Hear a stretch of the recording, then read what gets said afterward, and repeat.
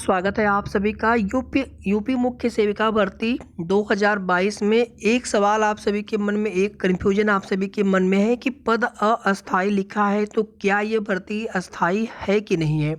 यहाँ पर आपको सभी तथ्यों के साथ बताने वाले हैं कि ये भर्ती पूरी तरह से सरकारी है, अस्थाई भर्ती है। लेकिन यहाँ पर जो पद अस्थाई लिखा है इसका क्या मतलब है, प्रोबेशन पीरियड क्या होता है, साथ ही साथ एग्जाम डेट और शॉर्ट लिस्टिंग की नोटिस को लेकर के भी बात करेंगे। कितना समय है आप सभी के पास एग्जाम के लिए, तैयारी आप सभी करते रहिए अच्छे से। तो वीडियो को सबसे पहले आप सभी प्लीज़ लाइक कर दें, शेयर कर दें। साथ ही साथ अगर आपने अभी तक चैनल को सब्सक्राइब न किया हो तो ज़रूर सब्सक्राइब कर लें। जो भी जानकारी आप सभी को हमारे चैनल के माध्यम से मिलेगी सही और ऑथेंटिक होने पर ही दी जाएगी। वीडियो को आप सभी पूरा ज़रूर देखिएगा लास्ट तक। अगर आप स्किप करते हैं तो कहीं ना कहीं आधी अधूरी इन्फॉर्मेशन ही आप सभी तक पहुंच पाती है। ये मुख्य सेविका भर्ती का नोटिफिकेशन है और इसमें यहाँ पर लिखा हुआ है पद अस्थाई। पहली बात तो यहाँ पर देखिए, यूपी ट्रिपल एससी से जो भी भर्ती आती है ये सभी भर्तियाँ सरकारी भर्तियाँ हैं। यूपी ट्रिपल एससी आयोग हो चाहे लोक सेवा आयोग हो, सरकार के द्वारा इन संस्थाओं का जो गठन किया गया है, इन आयोगों को इसी पर्पज से बनाया गया है कि जो भी सरकारी रिक्तियां की जानी हो विभिन्न विभागों की, विभाग जब स्वयं भर्ती करते हैं तो वहां पर भर्ती अस्थाई भी कर सकते हैं, संविदा वाली भी कर सकते हैं। लेकिन जब विभाग से अधियाचन इन संस्थाओं को या फिर इन आयोगों को मिलता है तो इनके द्वारा अस्थाई भर्ती ही की जाती है। लेकिन वे अस्थाई भर्तियां जब विभाग में पोस्टिंग करवा दी जाती है, यहाँ से भर्ती करवा दी जाती है कम्प्लीटली, तो विभाग में क्या होता है कि कुछ समय के लिए प्रोबेशन पीरियड का प्रावधान किया जाता है। लेकिन उसका मतलब बिल्कुल भी ये नहीं होता है कि भर्ती आपकी सरकारी नहीं है, बल्कि उसमें ये होता है कि जितने समय का प्रोबेशन का समय काल होता है उतने समय तक आपको पूरे वेतन या पूरी सुविधाएं नहीं मिल पाती हैं। विभिन्न राज्यों में हर भर्ती में प्रोबेशन समय पीरियड होता है। जैसे मैं आपको एग्जाम्पल दूंगा यहाँ पर राजस्थान का। राजस्थान में कोई भी भर्ती हो, इवन शिक्षक भर्ती हो, कोई भी भर्ती हो, वहाँ पर प्रोबेशन पीरियड होता ही होता है। और उतने समय के लिए वहाँ पर परफॉर्मेंस देखे जाते हैं कि आप कार्य सही से कर रहे हैं कि नहीं कर रहे हैं। किसी भी तरह की कोई भी वहाँ पर गलती नहीं करनी होती, मतलब ड्यूटी करने में लापरवाही या फिर किसी भी वजह से, तो तब तक वहाँ पर जिनकी ज्वाइनिंग हो जाती है वे लोग भी सोचते हैं कि अच्छे से कार्य किया जाए, क्योंकि हमारा ये प्रोबेशन समय है। प्रोबेशन समय तक एक तरह से आप ऐसे समझ लीजिए कि आप जांच के दायरे में होते हैं। ऐसा नहीं कि उसके बाद फिर लापरवाही से ड्यूटी करना है। ड्यूटी तो हमेशा ईमानदारी से ऑनेस्टली करना चाहिए, लेकिन प्रोबेशन पीरियड में विशेष ध्यान रखना होता है। उस समय पूरी सुविधाएं नहीं मिल पाती हैं, पूरा वेतन नहीं मिल पाता है, और जो ज्वाइनिंग होती है वो अस्थाई नहीं होती है, अस्थाई के तौर पे होती है। लेकिन आपकी भर्ती या आपकी नियुक्ति सरकारी होती है तो आपकी भर्ती अस्थाई ही होती है। लेकिन प्रोबेशन समय तक आप अस्थायी रूप से उस पद के लिए नियुक्त किए जाते हैं। जैसे ही प्रोबेशन पीरियड समाप्त हो जाता है वहीं से आपकी नियुक्ति अस्थाई मान ली जाती है। जबकि जो संविदा वाली भर्ती होती है इसमें स्पष्ट रूप से लिखा जाता है कॉन्ट्रेक्चुअल वैकेंसीज, 1 साल के लिए, 6 महीने के लिए, 3 महीने के लिए, और उसमें आगे ये लिखा जाता है कि आगे फिर सेवा विस्तार दिया जा सकता है परफॉर्मेंस के आधार पर या फिर विभाग के आवश्यकता के अनुसार कि उस कार्य के लिए या फिर उस पद के लिए आगे आपकी आवश्यकता है कि नहीं है। जबकि सरकारी विभाग में ऐसा नहीं होता है, आपको आवश्यकता हो चाहे ना हो, लेकिन आपकी नियुक्ति हो गई तो हो गई। यहाँ पर देखिए मैं एक भर्ती को दिखा रहा हूँ आप सभी को। ये एनएचएम विभाग से है, सीएचओ के लिए। यहाँ पर देखेंगे स्पष्ट रूप से लिखा हुआ है 4000 contractual vacancies of community health officer. यहाँ पर लिखा हुआ है स्पष्ट रूप से कॉन्ट्रेक्चुअल। अब हमें आप में ये बताइए कि जो मुख्य सेविका वाला नोटिफिकेशन है उसमें पूरे नोटिफिकेशन में कहीं पर भी ऐसा लिखा है क्या कि कॉन्ट्रेक्चुअल वैकेंसीज है या फिर कॉन्ट्रैक्ट की बेसिस पे वैकेंसीज है? कहीं पर भी नहीं लिखा है।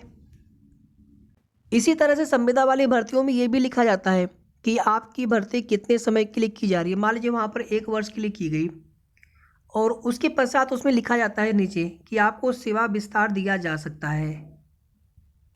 लेकिन इसमें आप देखेंगे पूरे नोटिफिकेशन में ऐसा कहीं पर भी नहीं लिखा है।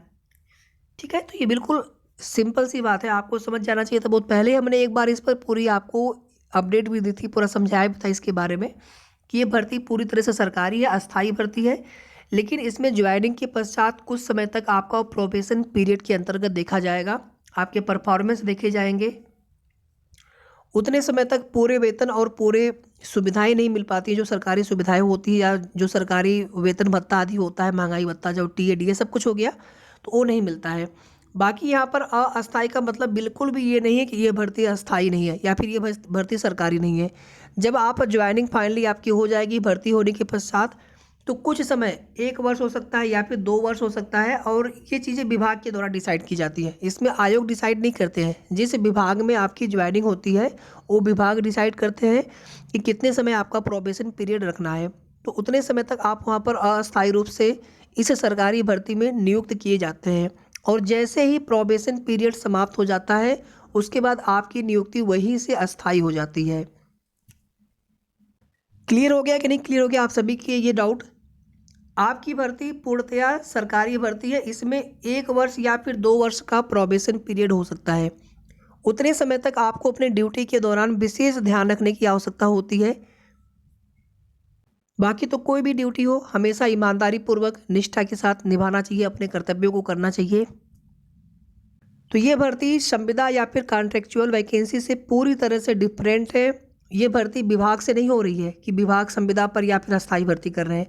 ये भर्ती UPSSC आयोग से हो रही है। UPSSC आयोग से जो भी भर्तियां हुई हैं आज तक, सभी भर्तियां सरकारी भर्तियां होती हैं, जो सरकारी रिक्तियों के अंतर्गत जो अधियाचन मिलते हैं विभाग से, इन आयोगों को, चाहे UPSSC आयोग हो या फिर लोक सेवा आयोग हो। यहाँ पर एक ज़रूरी सूचना आप सभी के लिए और है, हालांकि हमने एक वीडियो बनाया था लेकिन वहाँ पर कुछ मिस्टेक हो गई थी। जिनके स्नातक में 3 साल वो स्पेसिफिक सब्जेक्ट अगर नहीं है, या फिर आप BA या BSc हैं होम साइंस में, एलिजिबिलिटी को लेकर के अभी हम इसके बाद थोड़ी देर के बाद आपको एक वीडियो और प्रोवाइड कराएंगे, उसे आप ज़रूर देख लीजिएगा। एग्ज़ाम डेट आपका हमने जनवरी एक्सपेक्टेड बताया, तो जनवरी ही आप मान के चलें। वीडियो को आप सभी प्लीज़ लाइक करके शेयर जरूर कर दिया करें, ताकि सभी तक जो है सही और ऑथेंटिक जानकारी पहुंचती रहे। क्योंकि बहुत सारे बहनों के मन में ये भ्रम है कि भर्ती अस्थायी नहीं है, अस्थायी है, तो उनकी तैयारी सही से हो रही है कि नहीं हो रही है। ठीक है, तो किसी भी तरह की भ्रामक खबरों से आप लोग बचा करिए। जो भी चीज़ें हों आपको हमारे स्तर से सही बताई जाती हैं, साथ ही साथ आप अपने स्तर से भी उन चीज़ों को एक बार ज़रूर जानने का प्रयास किया करें।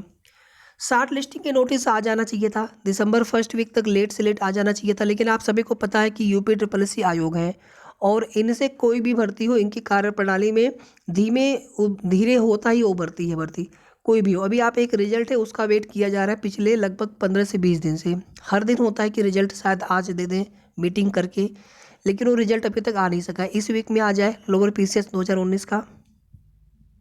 तो तैयारी आप सभी करते रहें। बाकी आयोग कभी भी शॉर्ट लिस्ट की नोटिस जारी कर सकते हैं। शॉर्ट लिस्ट की नोटिस आने के बाद का मतलब है कि लगभग आपके पास 1 से 1.5 महीने का समय अधिकतम होगा एग्ज़ाम के लिए, या फिर बहुत ज़्यादा समय मिलेगा तो 2 महीने का। तो आपके पास ज़्यादा समय नहीं है, तैयारी आप सभी करते रहिए अच्छे से। कंपटीशन इसमें अच्छा खासा होने वाला है। और अभी आपके पेट में चाहे कितने भी नंबर हों, ये चीज़ मैं कई बार रिपीट कर चुका हूँ। जब शॉर्ट लिस्ट की नोटिस आएगी तो आपको तब समझ में आएगा कि हम ये बात बार बार क्यों बोल रहे थे। अभी आपके पेट में चाहे कितने भी नंबर हो, आप सभी तैयारी करते रहें। बाकी इसके बाद वाला वीडियो भी आप सभी जरूर देख लीजिएगा। स्नातक में 3 साल विषय होना चाहिए कि नहीं होना चाहिए, साथ ही साथ BA BSc को लेकर के हम तथ्यों के आधार पर आपको चीज़ें बताएंगे। बताने के लिए यहाँ पर भी आपको बता सकते हैं एक लाइन में